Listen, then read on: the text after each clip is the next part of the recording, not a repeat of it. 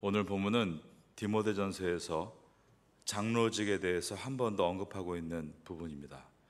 그런데 오늘 본문을 보면 초대교회 당시의 장로 직분은 오늘날의 장로와는 사뭇 달랐던 것을 보게 됩니다. 오늘 본문의 첫 절인 디모데전서 5장 17절을 보겠습니다. 잘 다스리는 장로들은 배나 존경할 자로 알되 말씀과 가르침에 수고하는 이들에게는 더욱 그리할 것이니라. 여기서 잘 다스리는 장로라는 뜻은 앞에서 잘 이끈다라는 뜻입니다. 그러한 장로를 배나 존경할 자로 알라라고 했습니다. 그런데 여기서 존경이라는 헬라어 티메스라는 단어는 가치라는 뜻으로 이것은 보상의 의미가 들어 있습니다. 즉 장로에게 정신적인 존경뿐 아니라 물질적인 보상을 해야 한다라고 되어 있는 것입니다. 그리고 이어지는 18절에서는 신명기 25장 4절 말씀을 인용해서 사례를 하는 것이 마땅하다라고 말씀했습니다. 18절을 보겠습니다. 성경에 일러스되 곡식을 밟아 떠는 소의 입에 망을 씌우지 말라 하였고 또 일꾼이 그 삭슬 받는 것은 마땅하다 하였느니라. 소가 입에 망을 씌우면 떨어진 곡식을 못 먹지 않겠습니까? 그렇게 하지 말라라는 것입니다. 이것은 장로들이 교회에서 온전하게 사역할 수 있도록 생활비를 지원해야 한다라는 말씀입니다. 그러므로 초대교회 시대의 장로직은 오늘날의 목회자와 비슷하다는 것을 볼 수 있습니다. 초대교회 시대 때 어떤 장로들은 주님의 교회에 자신을 헌신해서 일주일 내내 교회를 섬겼습니다. 즉 전임 사역을 했던 것입니다. 그러므로 디모데전서는 그러한 장로에게 생활을 할 수 있도록 교회가 환경을 만들어 주어야 한다라고 말씀하고 있습니다. 심지어 소조차도 일을 하기 위해서는 먹게 하는데 하물며 교회에서 전임 사역을 하는 사역자들을 대할 때 어떻게 해야겠는가라는 말씀입니다. 그러므로 초대교회 당시의 장로는 오늘날 교회에서 풀타임으로 일하고 있는 분들입니다.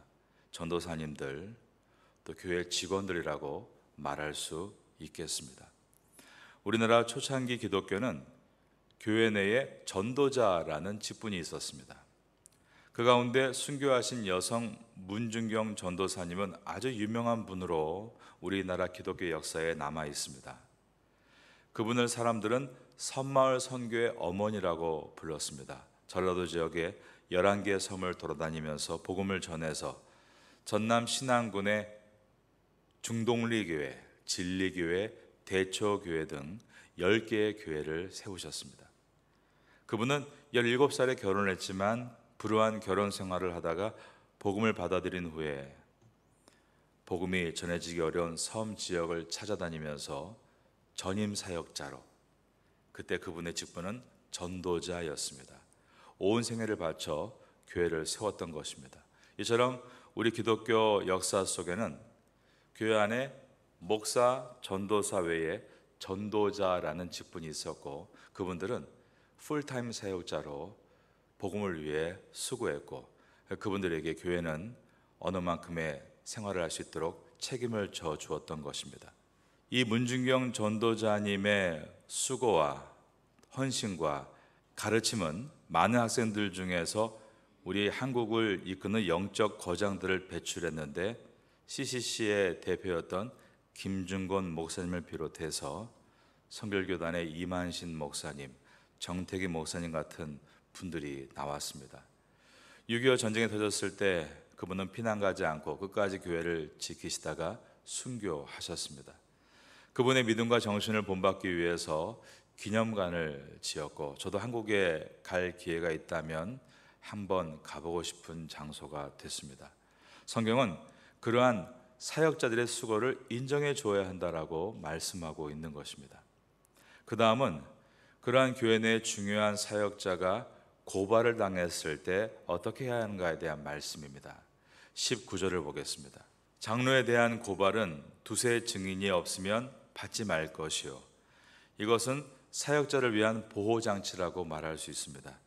사역을 열심히 하게 되면, 앞에서는 일이 많게 되면 자연스럽게 눈에 띄게 되고 사람들의 관심을 받게 됩니다. 좋은 말도 듣지만 이런저런 악담과 험담들도 들을 수밖에 없는 것입니다. 그런데 어떤 경우는 사실이 아닌 내용이 돌아오게 되고 그것으로 심한 고통을 받게 되는 일들도 있습니다. 종교개혁자 칼빈은 이런 말을 했습니다. 어느 누구보다도 경건한 교사들이야말로 모함과 모욕의 위험에 노출되어 있습니다.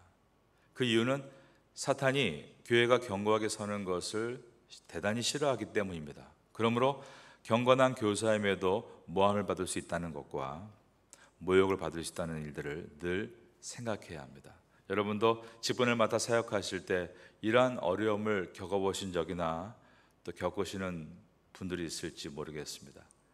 내가 경건하고 진실되게 사역하면 다른 사람이 나를 칭찬만 하고 비판하지 않을 것 같은데 오히려 비판이 돌아올 때가 있는 것입니다.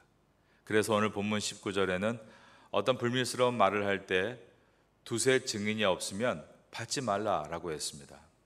여기서 증인이란 헬라어 마르토스를 번역한 것인데 사건에 대해서 정확한 진실만을 말하기 위해 공적으로 교회 앞에 서 있는 상태, 그것을 증인 마르토스라고 부릅니다.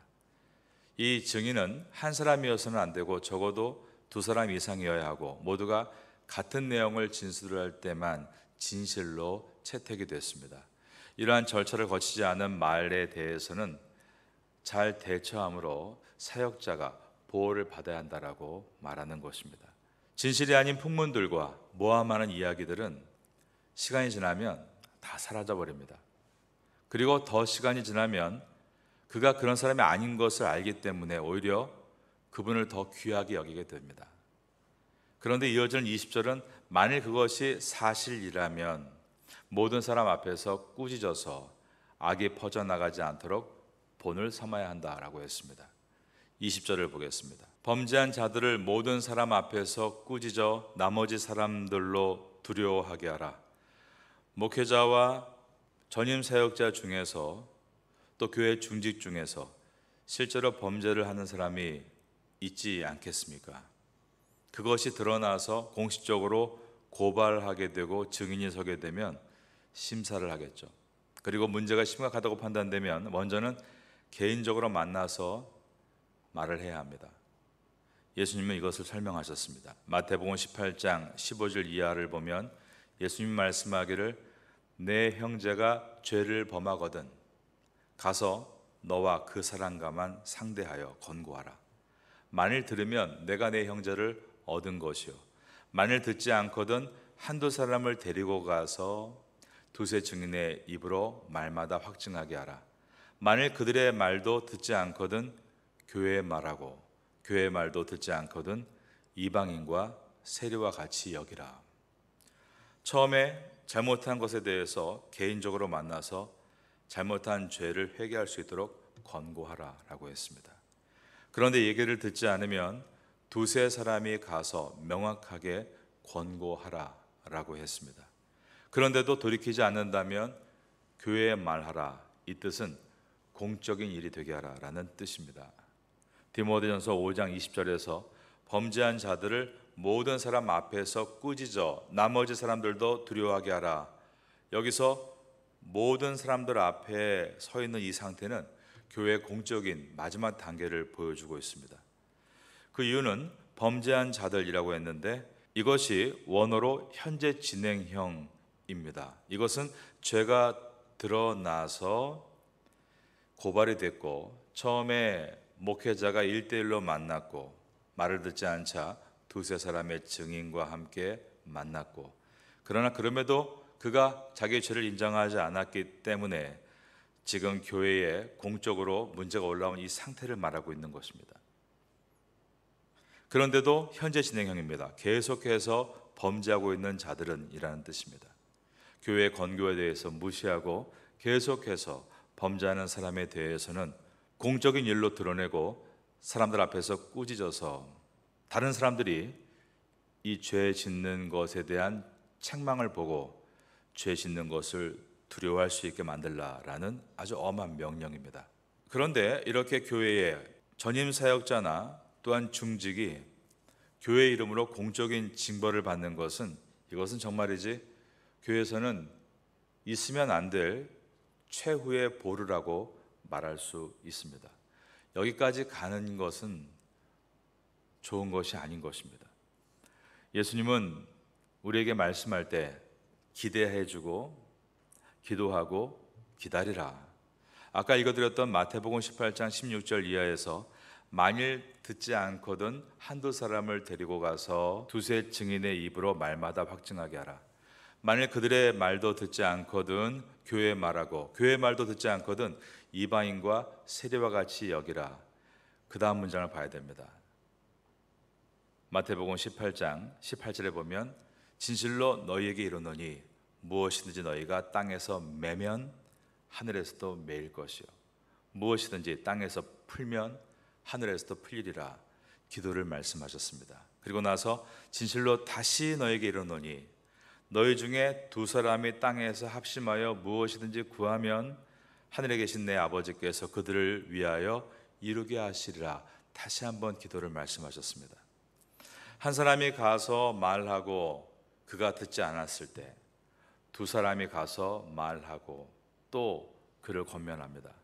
그러나 그럼에도 불구하고 그가 죄에서 돌이키지 않을 때는 교회에 말하는 것이다 라고 했지만, 여기에 예수님의 말씀의 핵심은 교회에 말하기 전에 진실로 다시 너희에게 이르노니 너희 중 두 사람이, 바로 그 사람이 땅에서 합심하여 무엇이든지 구하면 하늘에 계신 내 아버지께서 그들을 위하여 이루게 하시리라.